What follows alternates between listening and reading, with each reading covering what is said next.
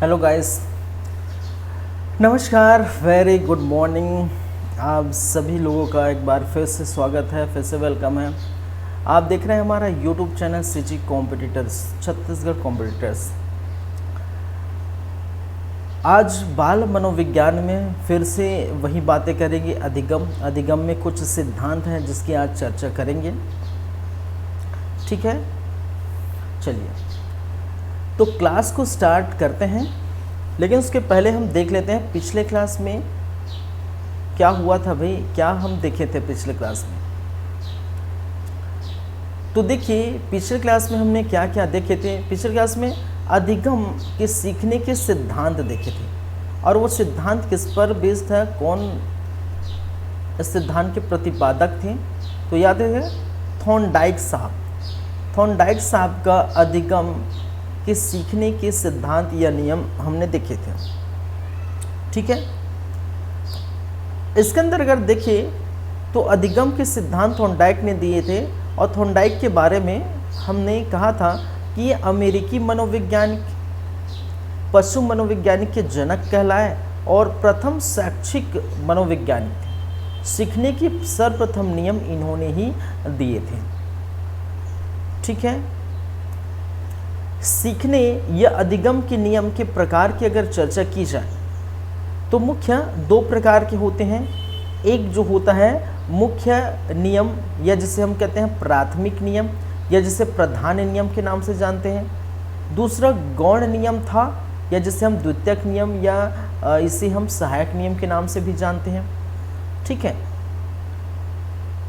इसमें हमने देखे थे मुख्य नियम के 3 नियम थे। अभ्यास का नियम, तत्परता का नियम, परिणाम प्रभाव या संतोष का नियम। और गौण नियम में 5 प्रकार आपको देखने को मिलते हैं। एक मनोवृत्ति का नियम, बहु अनुक्रिया का नियम, आंशिक क्रिया का नियम, अनुरूपता का नियम, संबंधित परिवर्तन का नियम, ये हमने देखे थे। अभ्यास के नियम की बातें हमने बात की थी भाई, कि लगातार कोई भी क्रिया करने के लिए, किसी भी क्रिया, ठीक है, किसी भी उद्देश्य की प्राप्ति के लिए या किसी भी लक्ष्य की प्राप्ति के लिए अगर कोई भी क्रिया की जाती है हमारे द्वारा, और लगातार उस क्रिया का अभ्यास करते हैं, उस क्रिया को लगातार दोहराते हैं, उस क्रिया का पुनरावृत्ति करते हैं, ठीक है, तब हमें लक्ष्य की प्राप्ति होती है। लेकिन यदि अभ्यास में कमी आ जाती है, तो अनुबंधन कमज़ोर हो जाता है। क्या हो जाता है? अनुबंधन कमज़ोर हो जाता है। यदि अभ्यास में लगातार हम पुनरावृत्ति करते हैं, अभ्यास मजबूती आ जाती है। ठीक है, लगातार हम पुनरावृत्ति करते हैं तो मजबूती आती है, और मजबूती आने पर अनुबंधन मजबूत हो जाता है। लेकिन मैंने ये भी कहा है कि इसके लिए 1930 में इन्होंने संशोधन किया था कि ये ज़रूरी नहीं है कि लगातार आप पुनरावृत्ति करें, किसी अभ्यास करें तो ज़रूरी नहीं उस लक्ष्य को आप जो है पा सकते हैं, आसानी से पा सकते हैं, या ये ज़रूरी नहीं कि अभ्यास में कमी आने से उस लक्ष्य से दूर जा सकते हैं। इस प्रकार के संशोधन भी हमने देखे थे। ठीक है, तत्परता का नियम। ठीक है, तो अगर आप तत्पर हैं, शारीरिक रूप से, मानसिक रूप से, आप कोई व्यक्ति किसी चीज़ को करने के लिए, किसी कार्य को सीखने के लिए तत्पर है, तो आसानी से वो जल्दी से सीख जाता है। यही था तत्परता का नियम। इसको तैयारी का नियम, प्रेरणा का नियम, मानसिक तैयारी का नियम भी हम कहे हैं। ठीक है, चलिए फिर हमने देखे प्रभाव या परिणाम या संतोष का नियम। किसी क्रिया, ठीक है, किसी लक्ष्य को पाने के लिए जो हम अनुक्रिया कर रहे हैं, उसमें असंतोष और संतोष देखने को मिलेगा। अगर संतोष की स्थिति होगा तो अनुबंधन मजबूत होगा, असंतोष की स्थिति होगा तो अनुबंधन कमजोर होगा। ठीक है, फिर गौण नियम देखे। गौण नियम के अंतर्गत 5 हमने देखे थे। मनोवृत्ति का नियम, अगर मन मस्तिष्क में आपका किसी चीज़ को करने या देखने की नज़रिया, किसी कार्य को या किसी सीखने के लिए, तो आप आराम से सीख सकते हैं। लेकिन आपका नज़रिया है उस कार्य के प्रति, उस सीखने के प्रति अच्छा नहीं है, गलत है, या सीखने मन नहीं है, तो क्या होगा? आप सीख नहीं पाएंगे। बहु अनुक्रिया का नियम मैंने बताया था। किसी कार्य को सीखने हेतु अनेक क्रिया होती है, ठीक है, और उनमें से कई क्रिया ऐसे हैं जो लक्ष्य की प्राप्ति नहीं कराती, और ऐसे को हम खारिज कर देते हैं, ऐसे अनुक्रिया को हम त्याग देते हैं। लेकिन हम ऐसे अनुक्रिया को हम क्या करते हैं, लेते हैं, ऐसे अनुक्रिया का पालन करते हैं जो हमें लक्ष्य तक पहुंचाती है, ठीक है, और आसान हो जाता है। ये मैंने बताया था। फिर आंशिक क्रिया का नियम भी मैंने बताया था कि भाई किसी लक्ष्य को प्राप्त करने के लिए जो भी हम अनुक्रिया कर रहे हैं, जो भी हम कार्य कर रहे हैं, उसको हम छोटे छोटे भागों में बांटें, छोटे छोटे जो है टुकड़ों में हम डिवाइड करें, विभाजित करें, और विभाजित करके उस कार्य को हम करें तो आसान होगा हमारे लिए, या फिर जो कार्य है वो आसान हो जाएगा। अनुरूपता का नियम, ठीक है, अनुरूपता के नियम मैंने बताया था कि अगर आप नए का कोई समस्या, कोई कार्य सीख रहे हैं और कोई नया समस्या आन खड़ी होती है, ठीक है, लेकिन पहले से उस समस्या को आप जानते हैं, कहने का मतलब वो जो समस्या है उसका पहले से आपका अनुभव है, उस समस्या के प्रति आपका अनुभव पहले से है, तो पूर्व में आपका अनुभव है तो समस्या का समाधान आराम से कर पाएंगे। तो कहने का मतलब जो अनुभव है, जो एक्सपीरियंस है, ठीक है, वो काम को आसान बना देता है। यही कहलाता है अनुरूपता का नियम। संबंधित परिवर्तन का नियम ये हमने देखे। तो ये जो है 4 से 5, ठीक है, गौण 5 नियम और 3 जो है मुख्य नियम देखे थे। और किसके भाई, थॉर्नडाइक साहब का नियम। क्लियर है बातें? चलिए अब यहाँ पर हम बात करेंगे कुछ अन्य नियम, ठीक है। आज 10वां क्लास है, बाल मनोविज्ञान से संबंधित अधिगम के प्रमुख सिद्धांत, ठीक है। इसमें जो टॉपिक होगा आज का वो हम देखेंगे, क्या है भाई,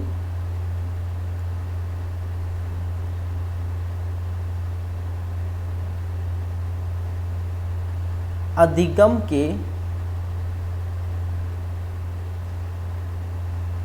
प्रमुख सिद्धांत।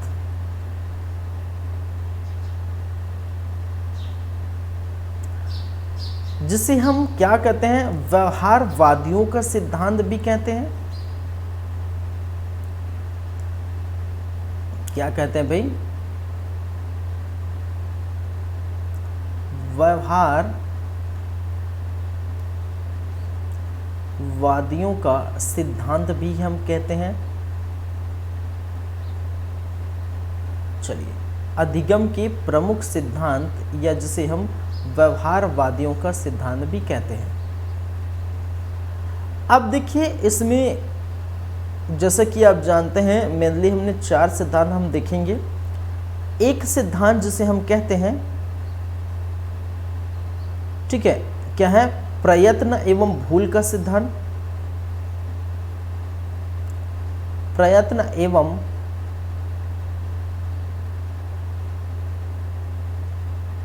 क्या भाई, भूल का सिद्धांत।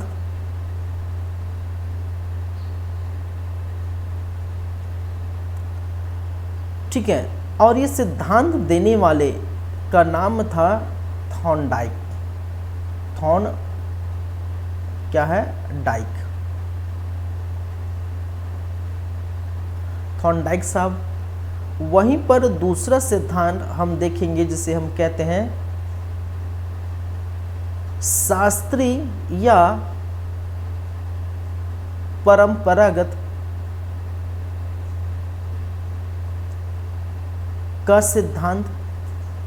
शास्त्रीय या परंपरागत का सिद्धांत, और ये देने वाले पॉलक थे, ठीक है। क्या थे भाई, पॉलक साहब थे। थर्ड जिसे हम कहते थे क्रिया प्रसूति का सिद्धांत।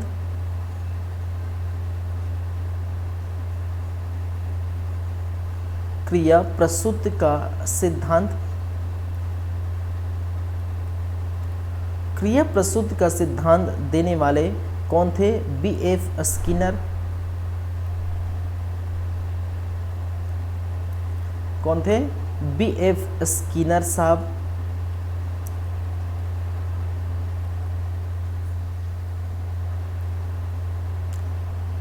चौथा अगर हम बात करें तो पुनर्बलन का सिद्धांत क्या था भाई? पुनर्बलन का सिद्धांत।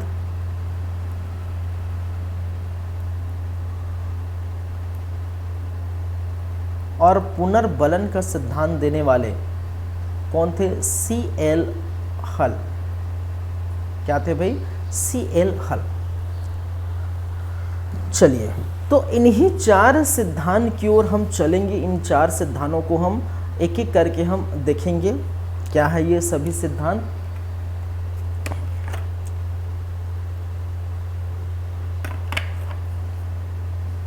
देखिए, हो सकता है आज की क्लास में ये चारों सिद्धांत होना क्योंकि मुमकिन है, क्योंकि इनके लॉजिक है, बड़ा बड़ा जो है इनके थॉट है, इनके एक्सपेरिमेंट है, जानवरों के ऊपर एक्सपेरिमेंट किए हैं, तो सबको समझाने में थोड़ा टाइम लगे, टाइम टेकन है। तो हो सकता है पहला और दूसरा, जैसे प्रयत्न या भूल का सिद्धांत, शास्त्रीय परंपरागत का सिद्धांत जो थॉर्नडाइक जो है पॉलॉक ने दिया है, इन दोनों को हम आज देख लेंगे। कल की क्लास में या नेक्स्ट क्लास में क्रिया प्रसूति का सिद्धांत और पूर्व बलन का सिद्धांत हम नेक्स्ट क्लास में भी देख सकते हैं। ठीक है, तो जितना हो सकता है आज कोशिश करेंगे कम से कम 3 हो जाए। ठीक है, तो वो हम देखेंगे। चलिए, तो सबसे पहले प्रयत्न एवं भूल का सिद्धांत। पहला है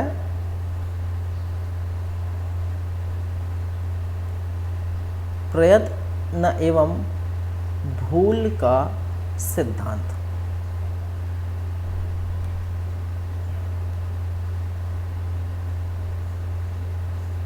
ठीक है, और चलिए क्या देख रहे हैं? प्रयत्न भूल का सिद्धांत।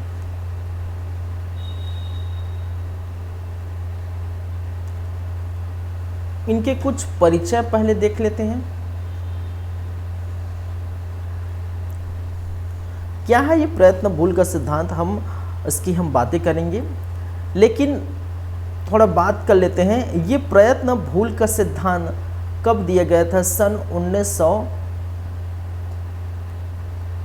कब दिया गया था? सन कब था? 1903 में।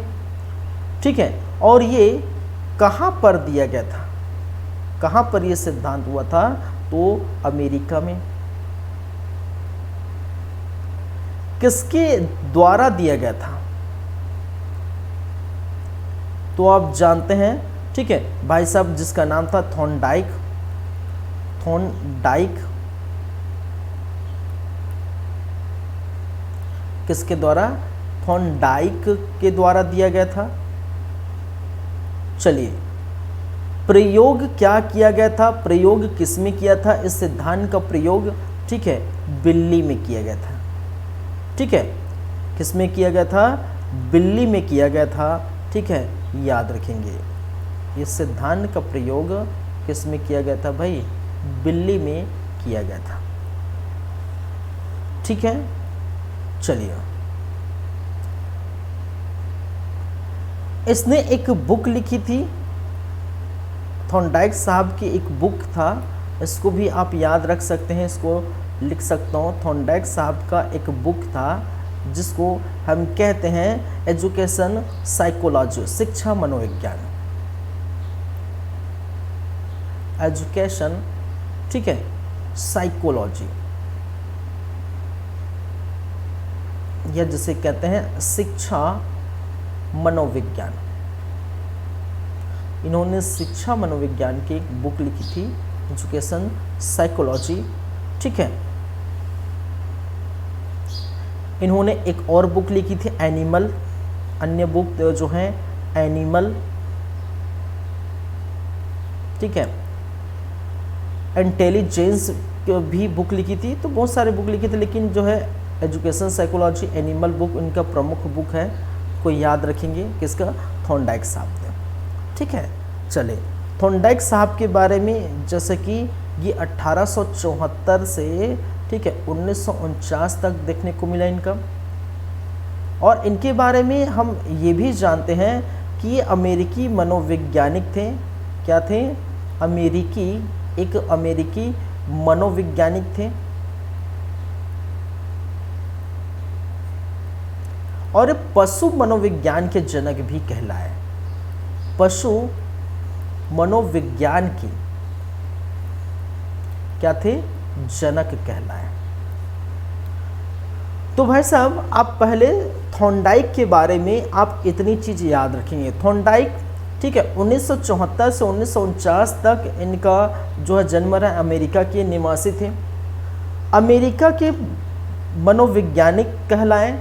इन्होंने बुक लिखी थी, ठीक है, कई बुक लिखे थे, एजुकेशन, साइकोलॉजी, एनिमल, ठीक है, इंटेलिजेंट नामक ये बुक लिखी।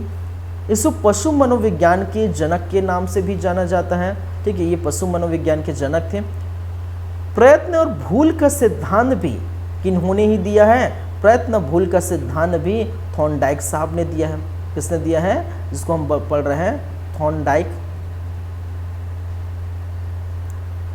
ठीक है। और ये जो है प्रयत्न भूल का सिद्धांत 1903 में दिया था, और एक ये प्रयोग किस पर किया है? बिल्ली पर किया है। तो ये कुछ बातें हैं प्रयत्न एवं भूल के सिद्धांत से संबंधित। इस प्रयत्न और भूल के सिद्धांत के उपनाम भी हैं जो आपको याद रखना है, ठीक है। तो इसको नेक्स्ट पेज में मैं लिख देता हूँ, प्रयत्न एवं भूल के सिद्धांत के उपनाम।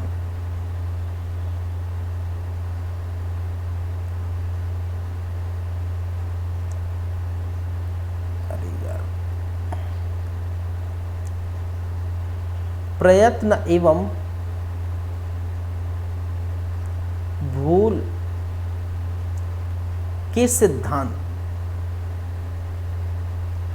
के उपनाम। के क्या है भाई? उपनाम।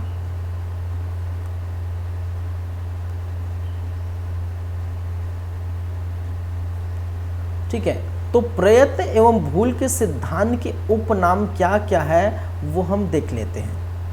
तो एक जिसे हम कहते हैं, इसी को प्रयास एवं त्रुटि का सिद्धांत कहते हैं।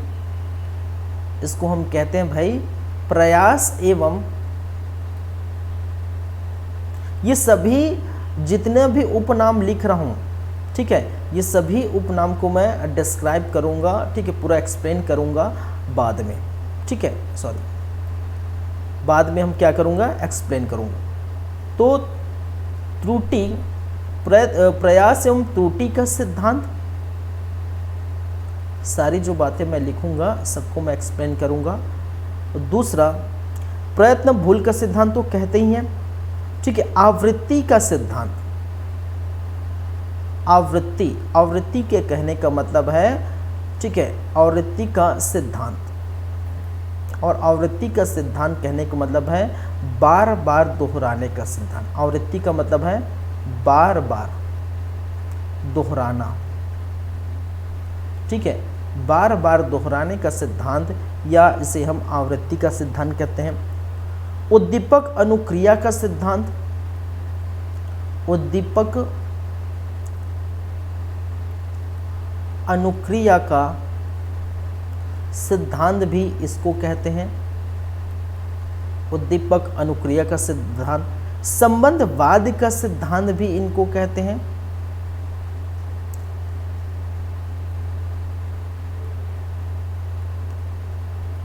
संबंधवाद का सिद्धांत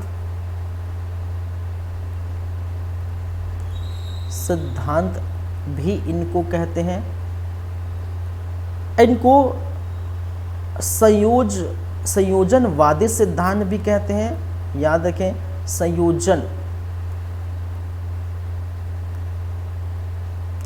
संयोजनवादी सिद्धांत भी इनको कहते हैं। फिर अधिगम का बंध सिद्धांत भी कहते हैं, अधिगम का बंध सिद्धांत।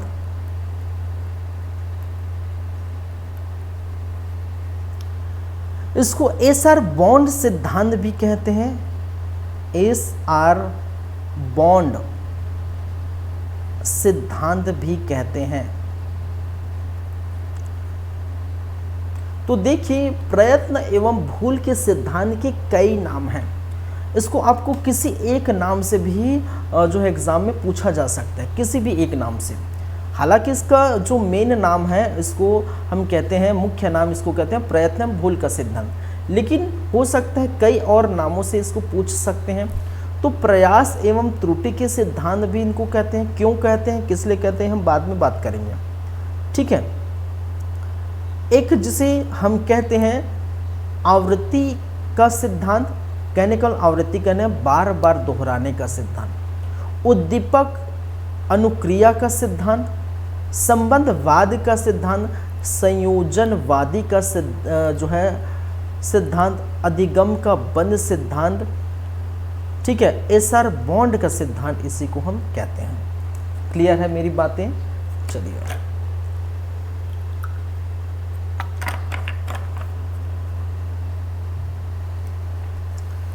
चलिए अब चलते हैं। देखिए एक मिनट वेट करेंगे। जैसे कि मैंने कहा, क्या कहा भाई आपको,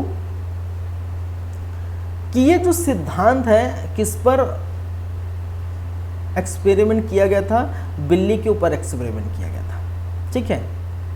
और किस प्रकार से एक्सपेरिमेंट किया गया था उसको हम देखते हैं, ठीक है। जस्ट 1 मिनट वेट करेंगे।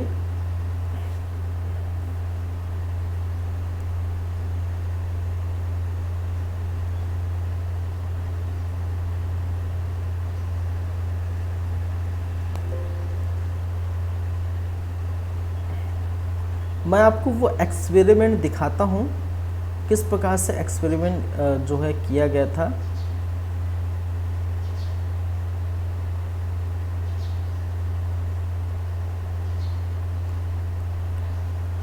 चलिए ये आपके सामने चित्र मौजूद है और लिखा हुआ भी है। क्या लिखा है भाई, प्रयत्न एवं भूल का सिद्धांत, जो थॉर्नडाइक साहब का है।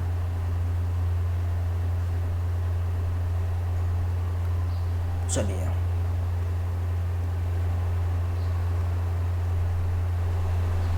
अब यहां पर आप देखेंगे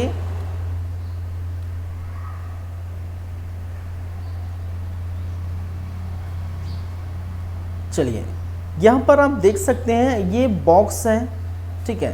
ये क्या है भाई, एक क्या है आपके सामने स्क्रीन पर दिखाई दे रहा होगा, ये क्या है, ये बॉक्स है, ये पूरा क्या है, ये बॉक्स है।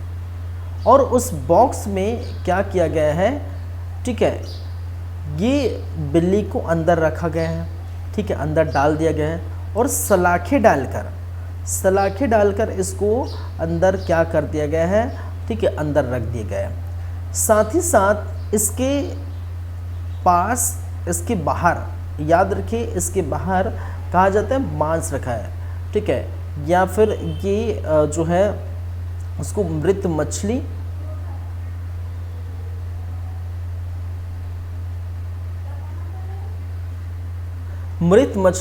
या मांस, ठीक है, मांस के रूप में किसको रखा गया है था, मृत मछली रखा गया था, ठीक है। पर समझिए ये दरवाज़ा है और यहाँ से दरवाज़ा खुलेगा, ठीक है, क्या खुलेगा, यहाँ से दरवाज़ा खुलेगा। समस्या बॉक्स, इसको हम बोलते हैं समस्या बॉक्स, कि भाई अब देखिए, अब यहाँ पर हमने क्या कहा कि बिल्ली को क्या चाहिए कि बिल्ली बाहर आएगा और क्या करेगा, इस खाना को खाएगा। तो बिल्ली अगर कोई भी जानवर कोई खाने को, कोई चीज़ को, खाने की चीज़ को अगर देखता है, तो खाने की चीज़ को अगर देखता है तो क्या सोचता है कि भाई ये खाना मेरे लिए है या इसको खा जाऊंगा, इस प्रकार से। तो बिल्ली यही सोच रहे हैं कि मैं इस खाना को कैसे खाऊं बाहर निकल के। तो वो क्या करता है, जो ये सलाखें हैं आप देख पा रहे हैं, जो क्या है, ये सलाखें हैं, इसी सलाखे को पीट कर बाहर निकालने की कोशिश करता है। ये जो सलाखें हैं वहीं से क्या करता है, पीट कर इस सलाखे को बाहर निकलने की कोशिश करता है, ठीक है। चलिए, लेकिन वो निकल नहीं पाता, क्यों? क्योंकि भाई बिल्ली है, सलाखें तोड़ नहीं पाएंगे। क्या नहीं कर पाएंगे? सलाखे को तोड़ नहीं पाएंगे। जब सलाखे को तोड़ नहीं पाएंगे, ठीक है,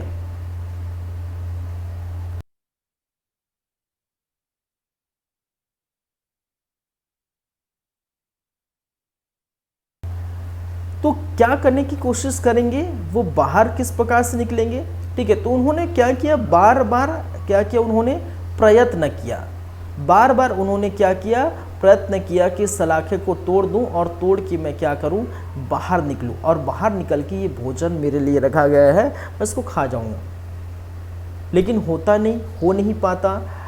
ठीक है, एक बार क्या हुआ, देखिए ये जो है उसको बोलते हैं चटकनी। क्या बोलते हैं? चटकनी। ये जो, अगर ये चटकनी किससे फंसा हुआ है, आप देख सकते हैं ये जो चटकनी किससे फंसा हुआ है, यहाँ से एक वायर गया हुआ है। ठीक है, यहाँ से क्या हुआ है, एक वायर गया हुआ है इस प्रकार से, और वायर से इस प्रकार से लगा हुआ है किसमें, ये दरवाजे में। अगर इसको हम दबाते हैं, ठीक है, इस चटकनी को दबाते हैं, तो यहाँ से दरवाज़ा ओपन हो जाता है और दरवाज़ा गिर जाता है।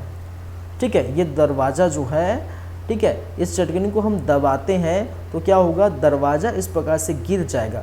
और एक बार क्या हुआ कि जो है बिल्ली ने बार बार तो ये सलाखें खोलने की कोशिश की, लेकिन खुला नहीं।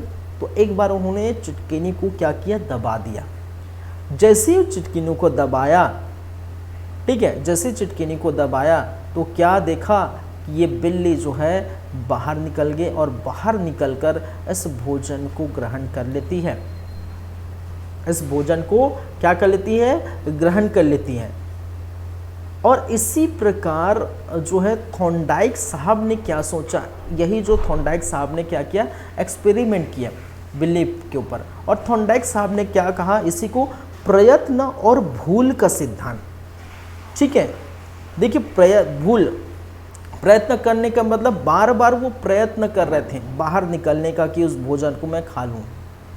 ठीक है, बार बार वो भूल कर रहे थे। क्या कर रहे थे, बार बार वो कैसे भूल कर रहे थे कि वो सलाखें को पीट रहे थे, सलाखें को, ठीक है, तोड़ने की कोशिश कर, पंजा मार रहे थे, लेकिन सलाखें टूटेगा नहीं। लेकिन वो भूल कर रहे थे। भूल क्या कर रहे थे कि भाई जो आसानी से खुल जाता था, जो चटकनी को दबाने से दरवाज़ा खुल जाता था, ठीक है, खुल जाएगा, उसको उन कोशिश नहीं किया। ठीक है, तो प्रयत्न बार बार किया, भूल की, हालांकि भूल की, क्या भूल की, सलाखें तोड़ने की भूल की, सलाखें पर पंजा मारने की भूल की, लेकिन उन्होंने तो प्रयत्न किया, बार बार कोशिश की, लेकिन बाद में सफल भी हुआ। क्या हुआ, क्या बाद में सफल भी हुआ, पंजा मारा, पंजा निकल कर, ठीक है, जैसे ही सिटकिनियों को पंजा मारा, ठीक है, सिटकिनियों पर पैर लगाए और दरवाज़ा खुला, और दरवाज़ा खोलने के बाद भोजन उनके सामने उपस्थित था।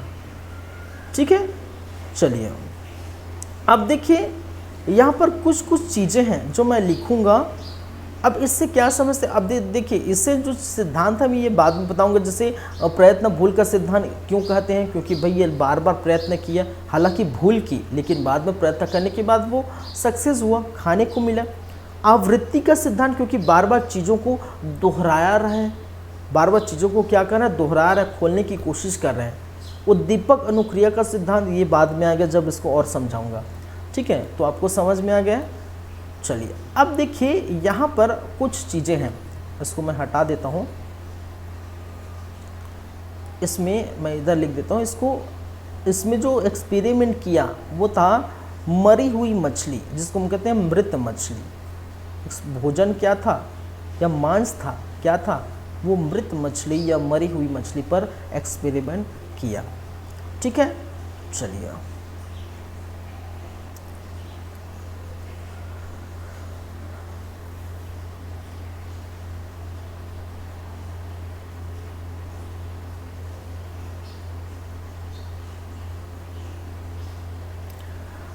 चलिए, तो थॉर्नडाइक साहब ने ये नियम दिया था। अब देखिए यहाँ पर कुछ चीज़ें हैं जो आपको लिख लेनी है। जैसे यहाँ पर जो एक चीज़ें हैं जिसको हम कहते हैं चालक। चालक क्या है, भूख। क्या है भाई, भूख। भूख कहने का मतलब है, ठीक है, चालक मतलब चलाने वाला। चालक का मतलब क्या है, चलाने वाला। तो बिल्ली को कौन चला रहा है, भूख को चला रहा है, जैसे हम कहते हैं कि कार का ड्राइवर है, बाइक का ड्राइवर है, ठीक है, किसी का ड्राइवर है या किसी का चालक है, ठीक है। तो चालक क्या होता है, उस चीज़ को चलाने वाला होता है। तो बिल्ली चला कर रहा है, कहने का मतलब मृत मछली तक कौन लेके आ रहा है, भूख लेके आ रहा है, तो इसको हम कहते हैं चालक। तो यहाँ पर चालक क्या है, भूख है। दूसरी बातें यहाँ पर लक्ष्य क्या है, लक्ष्य क्या है, तो लक्ष्य क्या है भाई, भोजन की प्राप्ति। क्या है, भोजन की प्राप्ति, भाई वही तो लक्ष्य है उनका कि भोजन हमें प्राप्त हो जाए, जो मृत मछली रखा हुआ है वो क्या हो जाए, प्राप्त हो जाए, ठीक है। एक और चीज़ है, अवरोध क्या है, यहाँ पर अवरोध क्या है, तो अवरोध याद रखेंगे, ठीक है, लोहे की सलाखें, लोहे की क्या है, सलाखें क्या है, अवरोध है भाई, अवरोध उत्पन्न कर रहे हैं, ठीक है। चलिए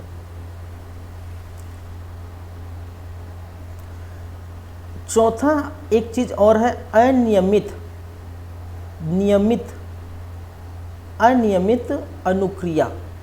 अनियमित अनुक्रिया कैसे क्या समझते हैं, अनुक्रिया का मतलब मैंने क्या कहा, जिस लक्ष्य को पाने के लिए, जिस लक्ष्य को प्राप्त करने के लिए जो क्रिया की जाती है उसको अनुक्रिया कहते हैं। यहाँ पर अनियमित अनुक्रिया का मतलब क्या होता है कि भाई उनको पता नहीं है कि किस प्रकार की क्रिया किया जाए, ठीक है।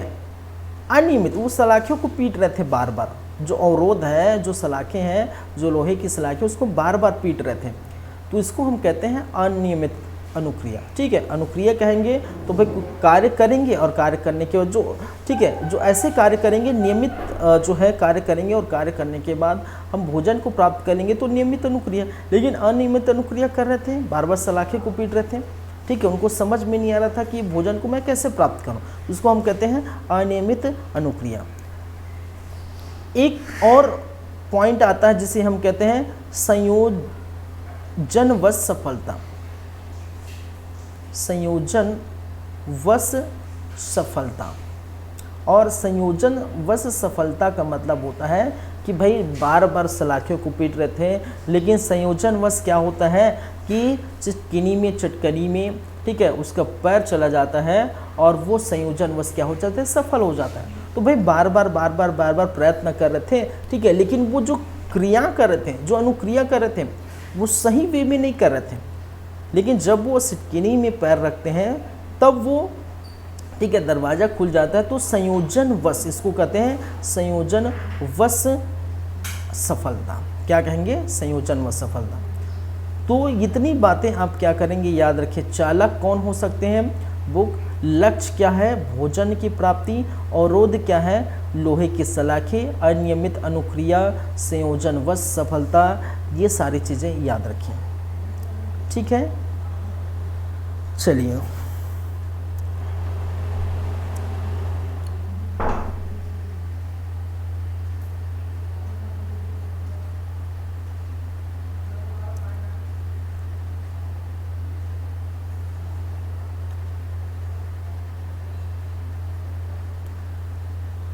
इसको आप याद रखना है, कुछ और बातें इससे संबंधित आप याद रख सकते हैं, ठीक है। इससे संबंधित क्या कर सकते हैं, कुछ बातें और याद रखेंगे, ठीक है। जैसे कि अगर मैं कहूँ, एक बातें आपको याद रखनी है, ठीक है।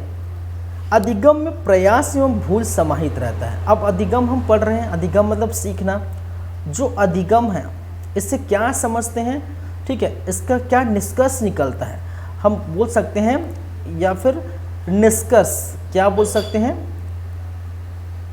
ठीक है, निष्कर्ष। अब निष्कर्ष का मतलब क्या है कि इससे जो हम एक्सपेरिमेंट देखे हैं, या भाई साहब जिन्होंने थॉर्नडाइक साहब ने जो एक्सपेरिमेंट किया है, उससे आप क्या समझते हैं, क्या निष्कर्ष निकाल सकते हैं। तो एक निष्कर्ष तो ये निकलता है कि भाई अधिगम में प्रयास एवं भूल समाहित रहता है। अधिगम, या जिसे हम कहते हैं सीखना, अधिगम में क्या है, प्रयास एवं भूल क्या होता है, समाहित होता है, ठीक है। क्या होता है, समाहित होता है। ठीक है। तो जब अधिगम करेंगे तो याद रखेंगे प्रयास बार बार करना पड़ेगा और हमसे भूल भी होगी। तो इससे क्या निष्कर्ष निकलता है? एक्सपेरिमेंट। देखिए भाई साहब, जो थॉर्नडाइक ने एक्सपेरिमेंट किया था, ठीक है, तो उन्होंने एक निष्कर्ष निकाला कि मैंने एक्सपेरिमेंट किया, तो इसमें निष्कर्ष निकला कि जब अधिगम की बातें कुछ सीख रहे हैं, ठीक है, तो अधिगम में प्रयास तो होगा, लगातार प्रयास के बिना अधिगम नहीं होगा, लेकिन प्रयास के साथ भूल भी करना पड़ेगा, ठीक है, भूल से आप सीखते हैं। तो इन्होंने कहा, तो ये पहली बातें हैं। दूसरी निष्कर्ष इन्होंने क्या निकाला? अधिगम अनुबंधन का परिणाम है। क्या है भाई? अधिगम किसका परिणाम है? अनुबंधन का परिणाम। इन्होंने क्या कहा? अधिगम अनुबंधन का परिणाम है, परिणाम है, ठीक है। उन्होंने क्या कहा? अधिगम क्या है भाई? अनुबंधन का परिणाम। अब अनुबंधन क्या है ये आपको पता है, और नहीं पता भी तो थोड़ा सा मैं बता भी देता हूँ, ठीक है, बार बार इस चीज़ को मैं बताया हूँ, ठीक है। एक होता है अनुक्रिया और एक होता है आपका उद्दीपक, ठीक है, एक होता है अनुक्रिया और एक होता है उद्दीपक। तो अनुक्रिया क्या होती है? कोई ऐसी क्रिया जो किसी लक्ष्य को प्राप्त करने के लिए की जाती है, उसे हम कहते हैं अनुक्रिया। और उद्दीपक किसको कहते हैं? उस लक्ष्य को कहते हैं जिसकी हम प्राप्ति करेंगे, ठीक है। और जब वो लगातार हम अनुक्रिया करते हैं, लगातार हम प्रयास करते हैं, ठीक है, लगातार किसी लक्ष्य को पाने के लिए अनुक्रिया करते हैं, तो इन दोनों के बीच एक बंध बन जाता है। इन दोनों के बीच क्या बन जाता है?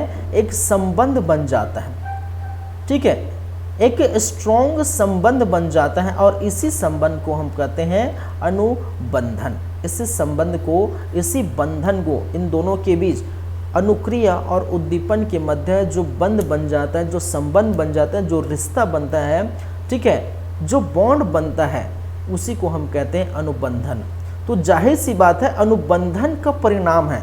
कहने का मतलब अनुबंधन का अधिगम अनुबंधन का परिणाम है। इसका तात्पर्य ये हुआ कि हम जिस लक्ष्य को पाना चाहते हैं उसके लिए अनुक्रिया बहुत ज़रूरी है। जब अनुक्रिया हम लगातार करेंगे तो लक्ष्य की प्राप्ति आसान हो जाती है, उसी को हम कहते हैं अनुबंधन। तो अनुबंधन का ही परिणाम है। तो अनुबंधन हम इनडायरेक्टली क्या कह रहे हैं कि अनुक्रिया करने से लक्ष्य की प्राप्ति होगी, क्योंकि अनुबंधन का मतलब ही अनुक्रिया करने से लक्ष्य की प्राप्ति होगी, ठीक है। तो अधिगम अनुबंधन का परिणाम है, ये आप जानते हैं। चलिए, ये चीज़ें। तो दूसरी चीज़ें इससे निष्कर्ष ये निकलता है, ठीक है,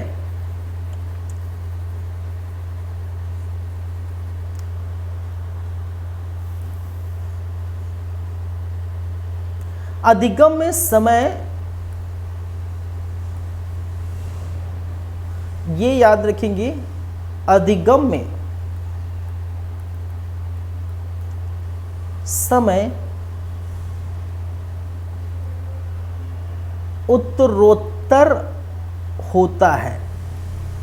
अब इसका मतलब क्या है कि जब अधिगम हम कर रहे हैं तो समय क्या होगा? अधिक लगेगा। जैसे बिल्ली को लगा समय अधिक, तो बार बार जो है सलाखे को पीट रहे थे, पंजा मार रहे थे, उनसे खुल नहीं रहा था दरवाज़ा, वो बाहर आना चाहती थी, लेकिन ठीक है समय लगा, सीखने में समय लगा कि भाई मैं क्या करूं कि ये दरवाज़ा खुल जाए। तो सीखने में क्या लगा? समय लगा। अधिगम में समय उत्तरोत्तर लगता है, थोड़ा देर लगता है, देर भी सही, लेकिन आप सीखते हैं, ठीक है। तो ये निष्कर्ष निकाला। चौथा निष्कर्ष ये भी निकाला कि भाई अधिगम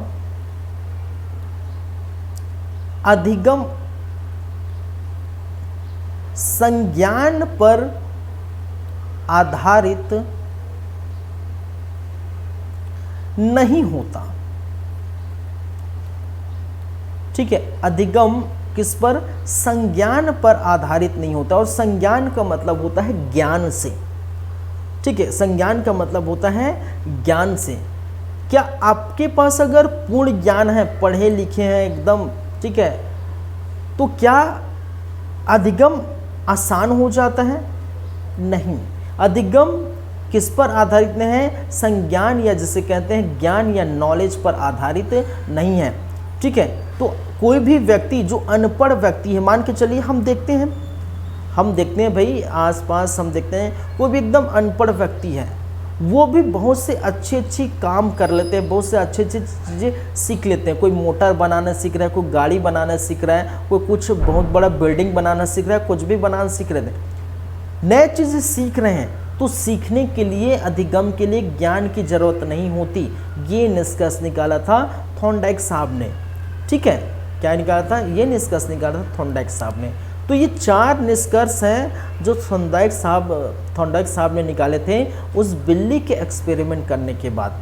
कि उन्होंने कहा कि पहला, अधिगम में प्रयास एवं भूल समाहित है। लगातार आप प्रयास करेंगे और भूल भी करेंगे, लेकिन अधिगम होगा ही, सीख आप सकते हैं। ठीक है, अधिगम अनुबंधन पर जो अनुबंधन का परिणाम है, एक तरह से डायरेक्टली कहना चाह रहे हैं अनुबंधन का जो है परिणाम। कहने का मतलब है कि आप अनुक्रिया कर रहे हैं किसी लक्ष्य को मारने के लिए, तो ठीक है, तो वो उसका परिणाम। अधिगम में समय उत्तरोत्तर लगता है। अधिगम में हालांकि ज़्यादा समय लगता है, किसी चीज़ को सीखने के लिए आपको समय देना पड़ता है, लेकिन अधिगम कर पाते हैं, सीख पाते हैं। अधिगम संज्ञान पर आधारित नहीं होता। कहने का मतलब है अधिगम ज्ञान पर आधारित नहीं होता। हम ज्ञान प्राप्त करके, हमारे पास बुद्धि है तो जरूरी नहीं है हमारे पास बुद्धि है तो सीख सकते हैं। ठीक है, जिनके पास ज्ञान नहीं है, जो पढ़ा लिखा नहीं है, ठीक है, वो भी अधिगम कर सकते हैं। तो सीखने के लिए ज्ञान जरूरी नहीं है किसी विषय के अंतर्गत किसी। ठीक है, चलिए, तो ये थॉर्नडाइक साहब के निष्कर्ष थे जो इस क्रिया थे, एक्सपेरिमेंट थे, उसको देखकर ये उन्हें ये कहा। ठीक है,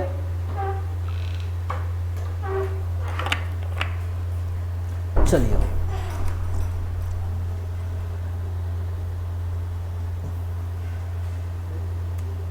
आप देखिए थॉर्नडाइक के सीखने के सिद्धांत का शैक्षिक महत्व भी है। जो सिद्धांत या जो एक्सपेरिमेंट किया है, ठीक है, थॉर्नडाइक साहब ने, उसका शिक्षा के क्षेत्र में, ठीक है, शैक्षणिक महत्व भी आपको देखने को मिलता है। वो हम करेंगे, लेकिन थोड़ा 2 मिनट के बाद, 2 मिनट का ब्रेक है। ठीक है, फिर कंटिन्यू करते हैं।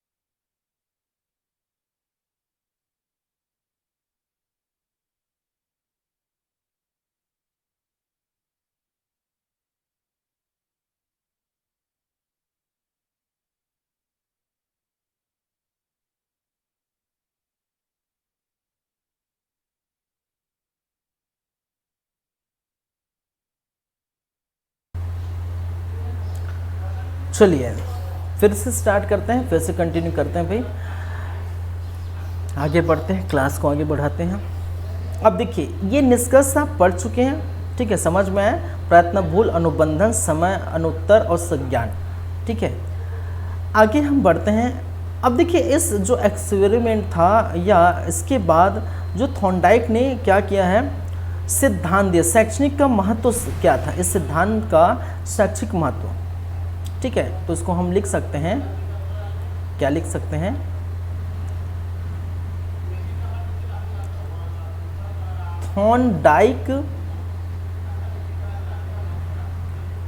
थॉर्नडाइक के सीखने के सिद्धांत, थॉर्नडाइक के सीखने या भूल के सिद्धांत, प्रयत्न एवं भूल के सिद्धांत या सीखने के सिद्धांत के शैक्षिक महत्व, क्या है, शैक्षिक महत्व, ठीक है, शिक्षा या सीखने में क्या महत्व होता है, ठीक है, तो वो आप देख सकते हैं।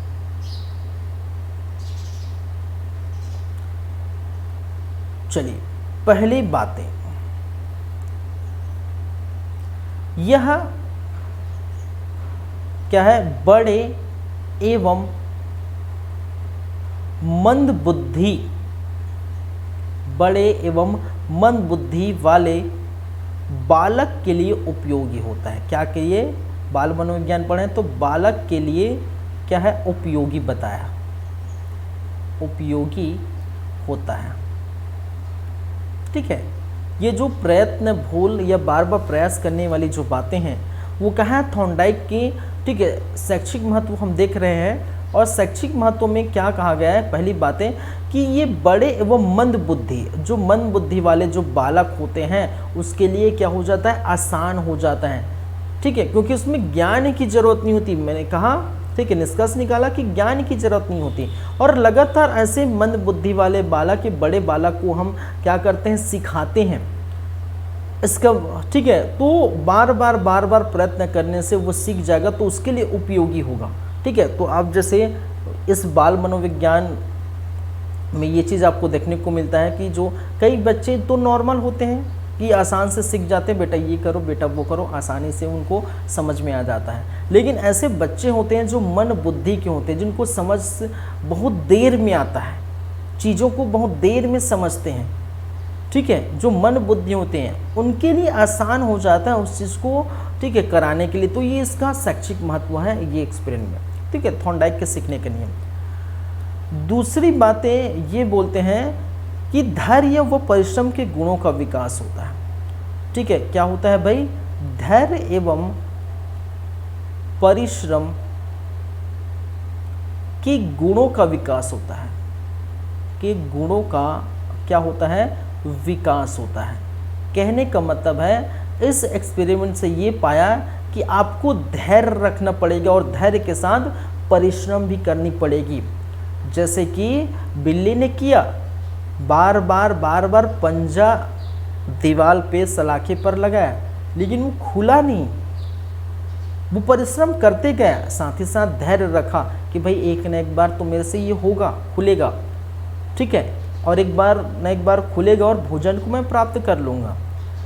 तो इससे ये पता चलता है कि कोई चीज़ सीखने के लिए, किसी बच्चे को या किसी व्यक्ति को सिखाने के लिए, ठीक है, धैर्य जरूरी है, धैर्य और परिश्रम के गुणों का विकास होना है, ठीक है। चले, इससे ये जो है देखने को मिलता है। नेक्स्ट, अगर हम थर्ड नंबर की बात करें, तीसरे नंबर की बात करें, तो सफलता के प्रति आशा, सफलता के प्रति हमें आशा होती है, क्यों, क्योंकि हम लगातार क्या कर रहे हैं, प्रयत्न कर रहे हैं, धैर्य रख रहे हैं, परिश्रम कर रहे हैं, तो सफलता के प्रति आशा। शिक्षा के प्रति रुचि, कार्य की धारणा स्पष्ट, कार्य की धारणा क्या होती है, स्पष्ट होती है। शिक्षा के प्रति रुचि हो जाती है, शिक्षा के प्रति क्या हो जाती है भाई, रुचि देखने को मिलती है। ठीक है, शैक्षिक महत्व ये है। भाषा में शुद्ध उच्चारण का विकास होता है। बच्चे के जो भाषा है, तो भाषा में लगातार प्रयत्न करते हैं तो भाषा में क्या होता है, शुद्ध उच्चारण का विकास देखने को मिलता है।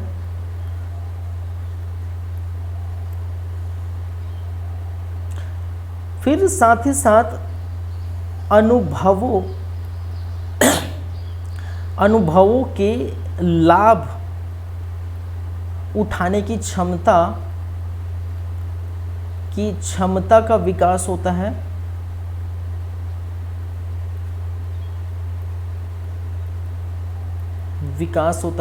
तो इस प्रकार से आप देख सकते हैं थॉर्नडाइक के सीखने के सिद्धांत के शैक्षिक महत्व क्या क्या है भाई। बड़े एवं मंद बुद्धि वाले बालक के लिए उपयोगी होता है। धैर्य एवं परिश्रम के गुणों का विकास होता है। सफलता के प्रति आशा, कार्य की धारणा स्पष्ट दिखने को मिलती है। शिक्षा के प्रति रुचि, भाषा में शुद्ध उच्चारण का विकास, अनुभव के लाभ उठाने की क्षमता का विकास हो जाता है। ठीक है, चलिए, तो ये था आपके थॉर्नडाइक का प्रयत्न एवं भूल का सिद्धांत। ठीक है, तो ये हो जाता है आपका समाप्त। ठीक है, तो इन सभी बातों को, ये तो बहुत महत्वपूर्ण है। ठीक है, ये जो पेज है वो बहुत महत्वपूर्ण है। ठीक है, ये पेज भी बहुत महत्वपूर्ण है। उद्दीपन अनुक्रिया का सिद्धांत, जैसे कि ठीक है, संबंधवाद का सिद्धांत, संयोजवादी अधिगम का बंद सिद्धांत, एसआर बॉन्ड का सिद्धांत, ये सभी आप याद रखें, इनके उपनाम है भाई। और ये भी है। ठीक है, ये सारी चीज़ें ये आपको याद रखनी है। ठीक है, थॉर्नडाइक साहब का सिद्धांत। चलिए, तो एक तो हो गया। अब चलते हैं दूसरे पर कहने का मतलब है शास्त्रीय परंपरागत का सिद्धांत, या जिसे किन्होंने दिया, पॉलक साहब ने दिया। ठीक है, पॉलक साहब का सिद्धांत, उस पर हम चलते हैं।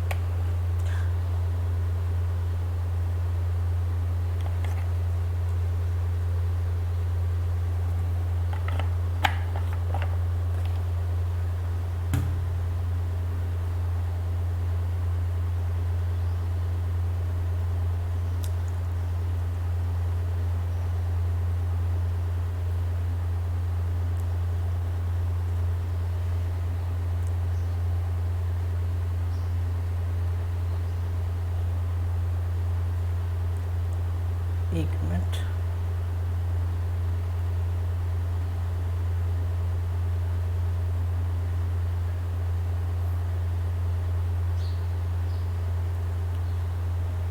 हम क्या कर लेते हैं एक्चुअल में, चलिए इसको हम थोड़ा भी देर के लिए हटा देते हैं। हटाने का मतलब क्या है, इसको थोड़ी देर बाद देखेंगे। ठीक है, हम देखेंगे पुनर्बलन का सिद्धांत। क्यों? क्योंकि देखिए, मैं आपको ये बात बता दूं कि जो शास्त्रीय परंपरागत का सिद्धांत है, ठीक है, या जिसे हम कहते हैं, एक और नाम से जाना जाता है अनुकूलित अनुक्रिया का सिद्धांत। इसको हम कहते हैं अनुकूलित अनुक्रिया का सिद्धांत। ये भी थोड़ा एक्सपेरिमेंट पर है। ठीक है, ये एक्सपेरिमेंट किया था कुत्ते के ऊपर। ठीक है, कुत्ते के ऊपर देखिए, मैं थोड़ा सा बता देता हूँ। ठीक है, कुत्ते के ऊपर एक्सपेरिमेंट किया था। ठीक है, घंटी बांधी थी, लार लगातार भोजन उनके सामने रखा था, लार निकलते थे। तो ये सारे एक्सपेरिमेंट किए हुए थे। तो ये एक्सपेरिमेंट वाली बातें जो है बाद में करेंगे। क्यों? क्योंकि हमारे पास उतना टाइम नहीं रहे, क्योंकि वो भी 1 घंटा पूरा खिंच जाएगा, बहुत बड़ा है। ये जो पॉलक के जो परंपरागत सिद्धांत या अनुकूलित अनुक्रिया का सिद्धांत जिसको बोला जाता है, ये थोड़ा बड़ा है। वो पूरा 1 से 1.5 घंटा पूरा ये टॉपिक मुझे लगता है ये सिद्धांत खींचेगा। ठीक है, तो उसको मैं आराम से नेक्स्ट क्लास में बताऊंगा। इसके पहले आखिर हमें पढ़ना ही है। ठीक है, तो इसके पहले हम पढ़ लेते हैं पुनर्बलन का सिद्धांत जो सील हल साहब ने दिए, तो उसको हम पहले समझ लेते हैं। ठीक है, तो पहले प्रयत्न एवं भूल का सिद्धांत देखें, फिर पुनर्बलन का सिद्धांत आज देखेंगे। फिर कल की क्लास में शास्त्रीय परंपरागत या पॉलक का सिद्धांत, या जिसे अनुकूलित अनुक्रिया का सिद्धांत कहते हैं, और नेक्स्ट क्रिया प्रसूति का सिद्धांत जिसे B.F. स्किनर ने दिया था। ठीक है, ये दोनों कल की क्लास में होगा, आज की क्लास में पुनर्बलन का सिद्धांत हम देखेंगे जो सील हक ने दिया है। चलिए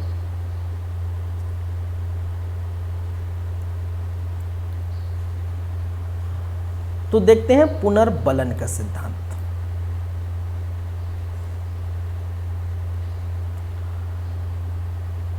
पुनर्बलन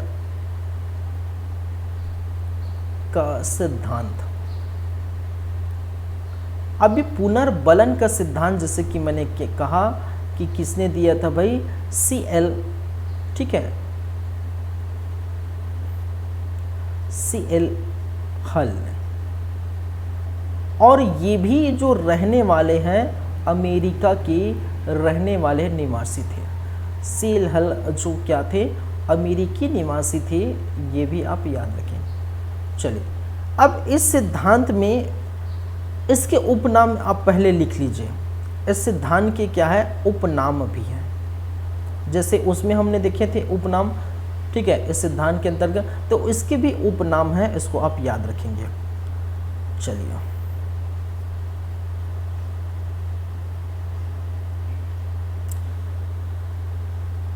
चलिए थोड़ा हम इस पर डेफिनेशन पर चलते हैं, कहने का मतलब जो है परिचय पर चलते हैं, फिर हम देखेंगे। तो परिचय देख लेते हैं। अब जैसे कि मैंने क्या कहा कि ये जो सिद्धांत देने वाले थे, ठीक है, वो क्या थे, सेल हल दे, ठीक है, तो इसको मैं यहीं लिख देता हूँ अलग से, इसको मैं क्या करता हूँ, ये ले, ठीक है।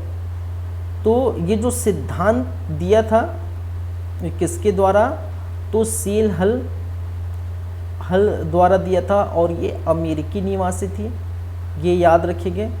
अब याद रखेंगे जो सेल हल है, ठीक है, ये जो सेल हल है, इस सिद्धांत, यह सिद्धांत थॉर्नडाइक के, ठीक है,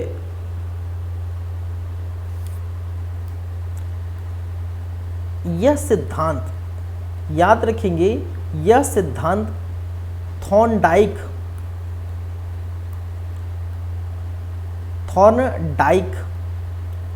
एवं पॉलक के सिद्धांत के आधार पर है, की पद्धति के आधार पर है, ठीक है, ठीक है, या बोल सकते हैं यह सिद्धांत थॉर्नडाइक एवं पॉलक के पद्धति पर आधारित है, आधारित है, ठीक है। कहने का मतलब है जो थॉर्नडाइक साहब ने प्रयत्न भूल का सिद्धांत दिया और पॉलक साहब ने, ठीक है, क्या दिया, अनुकूलित अनुक्रिया का सिद्धांत दिया, जिसे परंपरागत सिद्धांत कहते हैं, जिसको हम पढ़ेंगे बाद में, ठीक है। तो जो थॉर्नडाइक साहब ने दिया और पॉलक सिद्धांत ने दिया, उसी की पद्धति के पर आधारित है, ये कहा है। याद रखेंगे इसकी और बातें कि 1915 में एक पुस्तक, एक बुक उन्होंने लिखी थी और जिसका नाम है प्रिंसिपल बिहेवियर, ठीक है। 1915 में एक बुक लिखी थी जिसका नाम था प्रिंसिपल, ठीक है, क्या है, प्रिंसिपल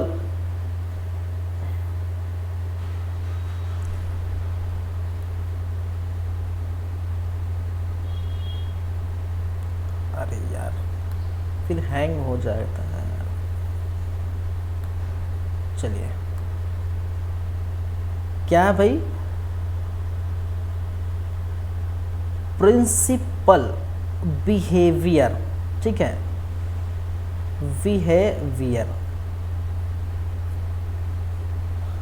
ठीक है। प्रिंसिपल बिहेवियर नामक 1915 में क्या किया गया था, इन्होंने बुक लिखा था,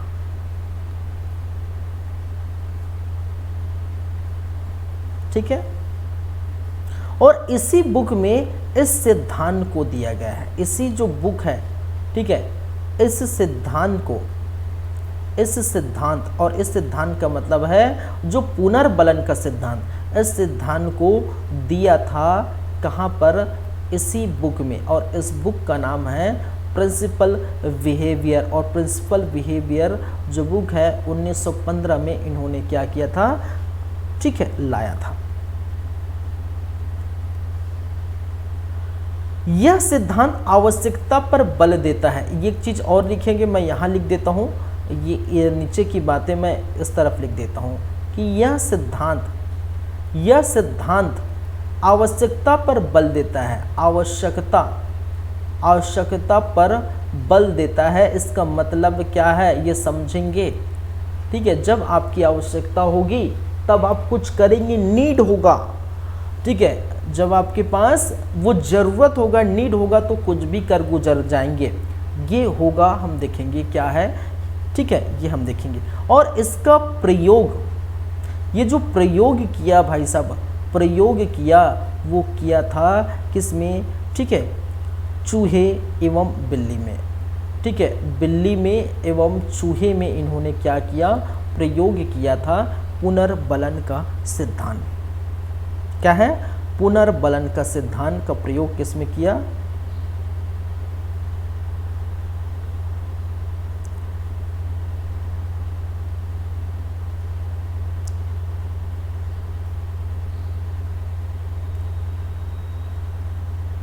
क्लियर है बातें? ठीक है, तो पहली बातें मैंने क्या कहा, ये जो सिद्धांत देने वाले व्यक्ति का नाम था सीएल है, पहली बातें। दूसरी बातें, यह सिद्धांत थॉर्नडाइक और पॉलक के सिद्धांतों पर बेस्ड है, उसकी पद्धति पर आधारित है। जो थॉर्नडाइक ने जो है प्रयत्न एवं भूल का सिद्धांत दिया और पॉलक ने अनुकूलित अनुक्रिया का सिद्धांत दिया। जो हम पॉलक के सिद्धांत को पढ़ेंगे, मैंने इसलिए छोड़ दिया कि टाइम टेकन है, ये थोड़ा टाइम लगेगा, इसलिए मैं इसको अभी जो स्किप कर दिया, कल की क्लास में पढ़ेंगे। फिर 1915 में एक बुक लाया, प्रिंसिपल बिहेवियर। इस बुक में प्रिंसिपल बिहेवियर में इस सिद्धांत को दिया था, इस सिद्धांत के बारे में बताया था। और ये सिद्धांत चूहे और बिल्ली में किया था।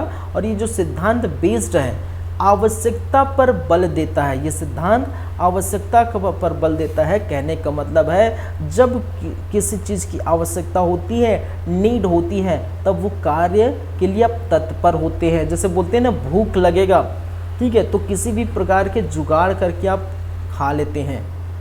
ठीक है, अगर जो चीज़ आवश्यकता होती है तो वो चीज़ पर आप बल देते हैं, ये सिद्धांत उस पर है। ये हम देखेंगे, ये आएगा किस प्रकार से होता है। अब चलिए पुनर्बलन सिद्धांत के कुछ हम देखते हैं, इसके उपनाम।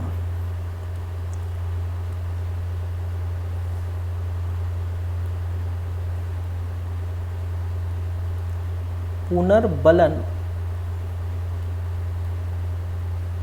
सिद्धांत के उपनाम। अब पुनर्बलन सिद्धांत के उपनाम क्या क्या है भाई? एक जिसे हम कहते हैं प्रबलन का सिद्धांत, एक जिसे हम कहते हैं प्रबलन का सिद्धांत,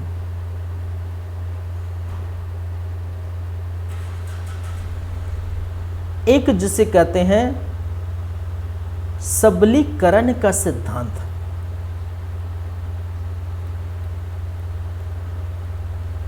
सबलीकरण का सिद्धांत इसका उपनाम है, याद रखेंगे। एक और जिसे हम कहते हैं यथार्थ अधिगम का सिद्धांत। यथार्थ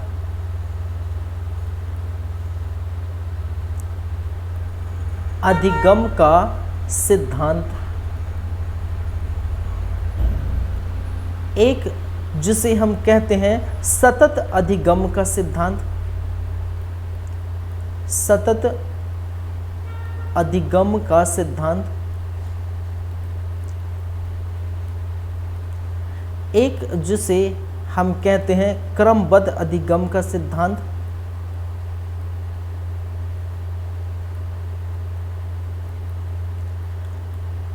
क्रमबद्ध अधिगम का सिद्धांत।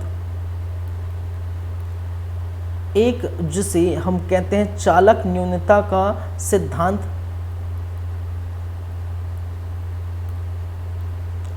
चालक न्यूनता का सिद्धांत।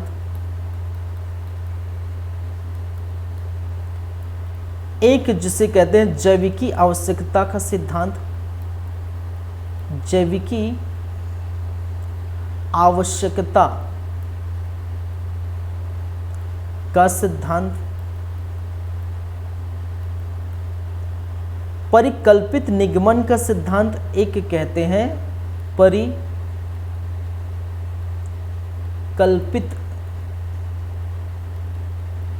निगमन का सिद्धांत। ठीक है, अंतर्नोद न्यूनता का सिद्धांत एक कहते हैं, क्या है? अंतर्नोद न्यूनता का सिद्धांत। ठीक है, तो ये इनके उपनाम है भाई। पूर्व बलन के सिद्धांत का उपनाम है प्रबलन का सिद्धांत, सरलीकरण का सिद्धांत, यथार्थ अधिगम का सिद्धांत, सतत अधिगम का सिद्धांत, क्रमबद्ध अधिगम का सिद्धांत, चालक न्यूनता का सिद्धांत, जैविकी आवश्यकता का सिद्धांत, परिकल्पित निगमन का सिद्धांत, अंतर्नोद न्यूनता का सिद्धांत। ये 9 से 10 जो नाम हैं वो उनके उपनाम हैं। याद रखें, किसी भी नाम से ये जाना जा सकते हैं। चलिए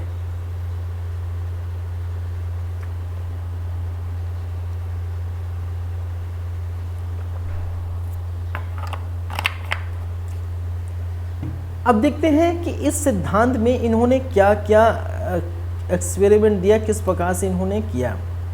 ठीक है, चलिए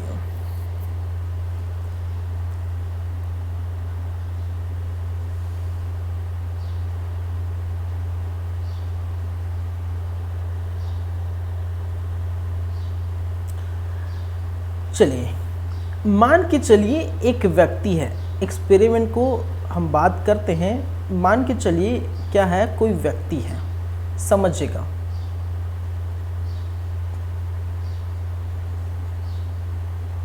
ठीक तो बनाया ना? ठीक है ना भाई? चलिए, इस व्यक्ति को, कोई व्यक्ति है, ठीक है, और इसको लग रहा है भूख, बहुत जोरों से क्या कर रहा है, पेट में चूहे दौड़ रहे भाई साहब, भूख लग रहा है। और जब भूख लग रहा है तो जाहिर सी बात है इस व्यक्ति को किसकी ज़रूरत होगी? भोजन की ज़रूरत होगी। किसकी ज़रूरत होगी भाई? भूख लग रहा है तो किसकी ज़रूरत होगी? भोजन की ज़रूरत होगी। और ये भोजन करना चाहेगा, क्या करना चाहेगा? भोजन करना चाहेगा और भोजन को प्राप्त करना चाहेगा। क्या करना चाहेगा? भोजन को प्राप्त करना चाहेगा कि भाई मुझे भूख लग रहा है, ठीक है, कि भोजन को हम क्या करें? प्राप्त करें। ठीक है, अब उसके लिए कुछ ना कुछ तो वो क्या करेगा? क्रिया करेगा। ठीक है, कोई ना कोई क्या करेगा? कोई ना कोई तो ये भोजन को प्राप्त करने के लिए क्या करेगा? इनके द्वारा कुछ ना कुछ क्या करेगा? क्रिया करेगा। क्या करेगा? अनुक्रिया या क्या करेगा? क्रिया करेगा। ठीक है, चलिए, भूख नहीं लगे तो अच्छी बात है। जब भूख लगे तो भोजन को प्राप्त करने के लिए क्या करेगा? कोई ना कोई क्रिया करेगा।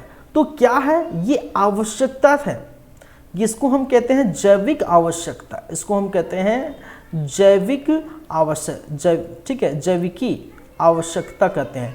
ठीक है, तो इसको, ये क्या है? आवश्यकता है भाई, कि इनको नीड है भोजन की। ठीक है, अब बोला जाए इससे कि ये, इससे हम क्या, भूख लग रहा है, अब इससे हम क्या करें? कार्य कराएं। तो इस समय तो पॉसिबल नहीं है कि भूख लग रहा है भाई साहब को कार्य कराएं। ठीक है, अब देखिए आवश्यकता में कमी आ रही है। देखिए आवश्यकता में कमी आ रही है। आवश्यकता में कमी का मतलब यहाँ पर देखिए, ये आवश्यकता में क्या है? कमी आ रही है। कहने का मतलब है उनको क्या चाहिए? भोजन चाहिए। क्या चाहिए? भोजन चाहिए। और जैसे ही भोजन मिलता है, भोजन की ये प्राप्त कर लेता है, तो प्राप्त करने के बाद वो क्या कर देता है? बल की प्राप्ति हो जाती है, जिसके हम कहते हैं पुनर्बलन। क्या कहते हैं? पुनर्बलन का सिद्धांत इसलिए कहते हैं। क्यों कहते हैं? कि देखिए, अगर आपको कहा जाए भूख लग रहा है और आप काम करिए, कोई भी काम करिए, तो आपसे काम नहीं हो पाएगा। ठीक है, क्योंकि आपके पास बल नहीं है, स्फूर्ति नहीं है, खाली पेट है। लेकिन आप जैसे भोजन को प्राप्त करते हैं, और भोजन प्राप्त करने, ठीक है, कोई भी चीज़ ठीक है, हम सिर्फ अभी एग्जाम्पल दें। भोजन को आप प्राप्त करते हैं तो आप में बल आ जाता है, एनर्जी आ जाता है, ऊर्जा आ जाता है। पुनः पहले जो बल था वो हास हो गया, बल का हास हो गया था क्योंकि आपने भोजन नहीं किया था। और जैसे ही भोजन करते हैं पुनः बल आ जाता है, पुनर्बन जिसे कहते हैं। और जैसे ऊर्जा आ जाएगी, बल आ जाएगी, आप कोई भी काम क्या करें आसानी से कर सकते हैं। ठीक है, चलिए। तो इसका मतलब क्या है? इसका मतलब है कि जैसे ही हमें आवश्यकता हुई, ठीक है, आवश्यकता हुई, जैसे ही हमें किसी चीज़ की नीड हुई, उसको हम प्राप्त करने के लिए क्या हो जाते हैं? तत्पर हो जाते हैं। अब जैसे ही प्राप्त कर लेते हैं, कोई भी प्राप्त करने के लिए क्या करते हैं? कोई भी क्रिया करते हैं, जैसे बिल्ली ने क्रिया किया, ठीक है, कोई भी क्रिया करते हैं उसको प्राप्त कर लेते हैं। और यही क्या कहलाता है?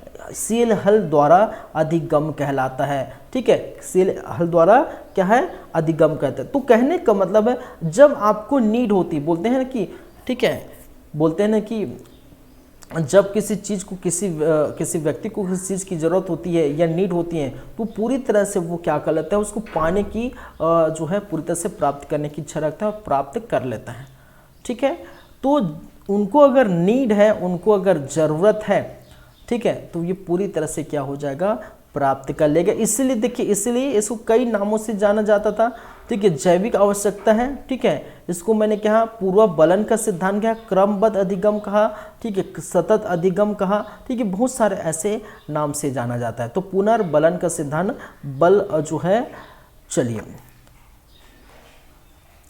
आवश्यकता की पूर्ति कहने का मतलब यहाँ पर ये है कि अगर आपको आवश्यकता है, देखिए अधिगम यहाँ पर कैसे आ रहा है कि अगर सीखने के लिए अधिगम जो है, अधिगम या सीखने के लिए क्या आवश्यकता होनी चाहिए। अगर किसी भी चीज़ की आपको आवश्यकता है तो उसके लिए आप सीख सकते हैं, उसके लिए आप क्या है? तत्पर रहेंगे, उसके लिए आप क्या करेंगे? सीखेंगे। तो यही था क्या है? आपके पुनर्बलन का सिद्धांत। ठीक है, इससे बालकों को प्रेरित कर, शैक्षिक जो है शिक्षा के क्षेत्र में बालकों को हम प्रेरित कर सकते हैं।